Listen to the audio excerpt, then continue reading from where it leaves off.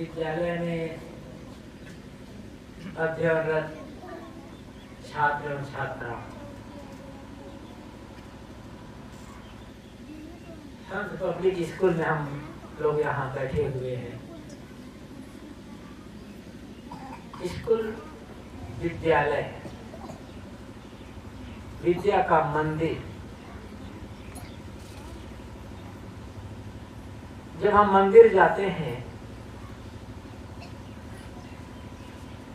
तो बड़ी श्रद्धा के साथ जाते हैं, भक्ति और प्रेम के साथ वहां जाते हैं। और मंदिर आदमी जाता है पूजा उपासना करने के लिए। पूजा उपासना करने से मन में प्रसन्नता होती है कि हमने अपने इष्ट की याद की, आज हमने अपने इष्ट का भजन किया, पूजन किया। ये विद्या मंदिर है। मंदिर होते हैं वहां किसी महापुरुष की मूर्ति होती है। उस मूर्ति में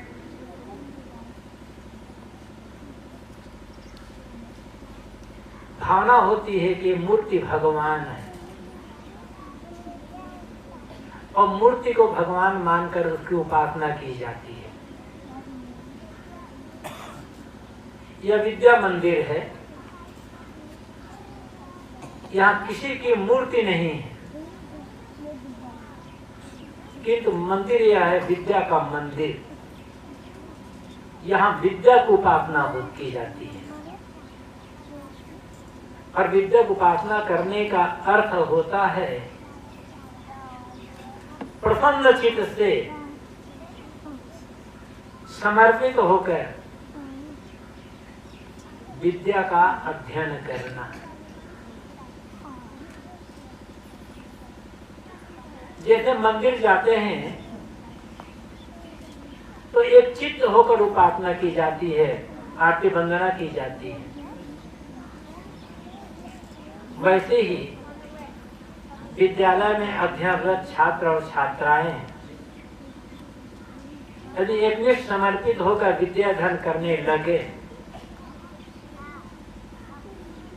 तो उनके जीवन में जो परिवर्तन आएगा वो आगे चल करके उन्हें खुद महसूस होगा।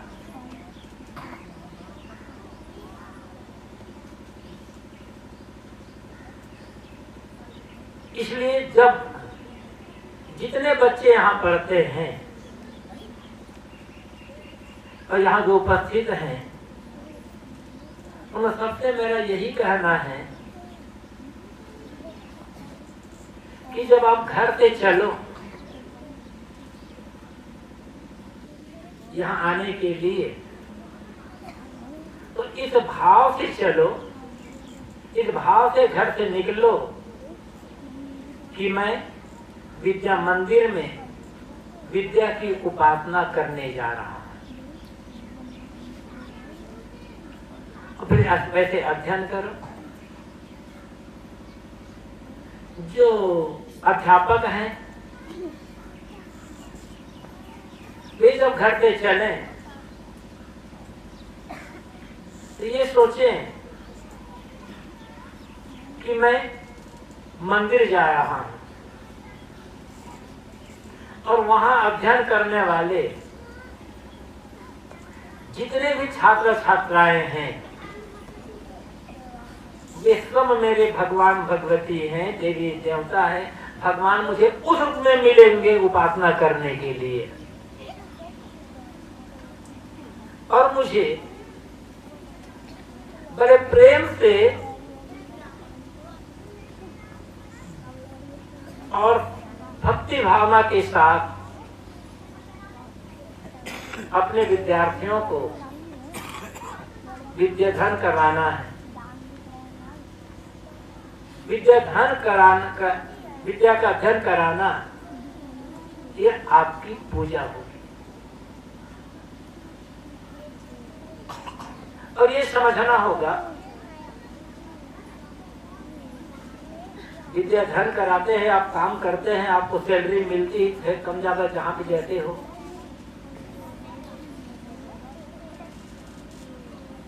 कोई पूछे आपको, जो जितने भी अध्यापक हैं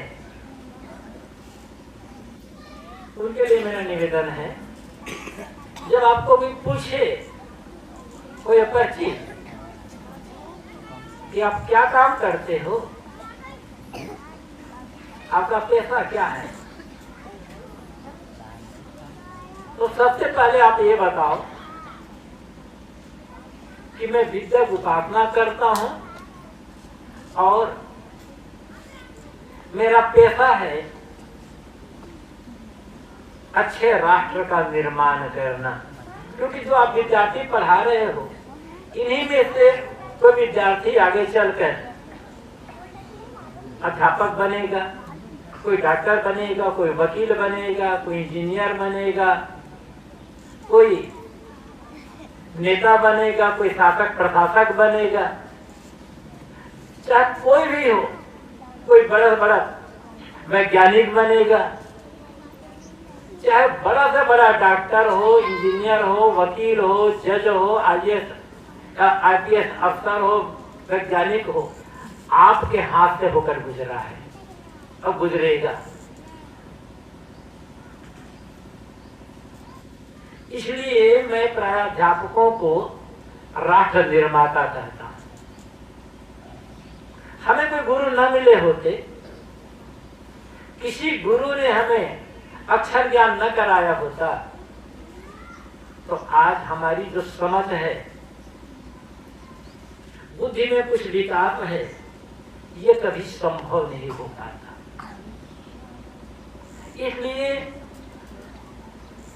उन गुरुओं का, जिन गुरुओं ने हमें अक्षर ज्ञान कराया, हमारे जीवन में बहुत उपकार है, बहुत उपकार है।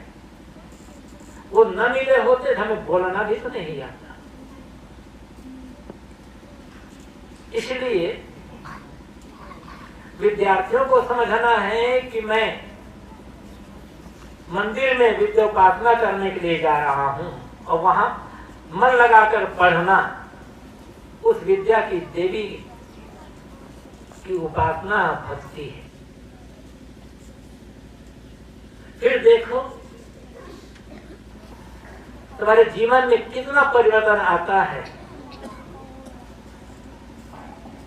और अध्यापक ये पढ़ाएं मैं कि मैं राष्ट्र निर्माण कर रहा हूं, ये मेरी उपासना है। फिर आपको जो संतोष होगा आप उसे व्यक्त नहीं कर पाएंगे। जमाना बदला है, काफी कुछ विकृतियां आई है, लेकिन अच्छाइयां भी है।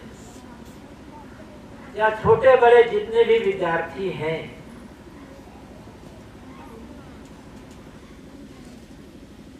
वे समझें, जानते भी हैं। जैसे हमें कोई एक बड़ा मजबूत मकान बनाना है, तो सब मकान बनाने के पहले सबसे पहले नींव डाली जाती है, एक फाउंडेशन तैयार करना होता है। और सब जानते हैं कि नींव जितनी कमजोर होगी, मकान उतना ही कमजोर होगा। भूकंप का एक हल्का सा झटका वो मकान सह नहीं पाएगा।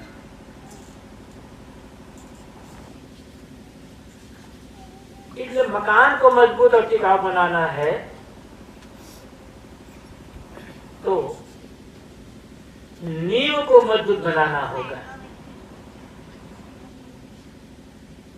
नींव मजबूत, मकान मजबूत। नींव कमजोर, मकान कमजोर। ये जितने विद्यार्थी हैं ये समझ लें कि अभी हम जो पढ़ाई कर रहे हैं हमारे जीवन की नींव डाल रहे हैं। और जितना मन लगाकर पढ़ाई करोगे, अच्छे नंबर से पास होगे, तुम्हारी जीवन की नींव उतनी मजबूत होगी और जीवन का भवन उतना मजबूत होगा। और यदि इस समय पढ़ाई में मन नहीं लगा, यहां वहां की बातों में समय बर्बाद कर दे, तो समझना तुम अपने जीवन की नींव को अपने हाथों से कमजोर कर रहे हो और अपने उन्नति के मार्ग में तुम स्वयं एक बाधा उत्पन्न कर रहे हो।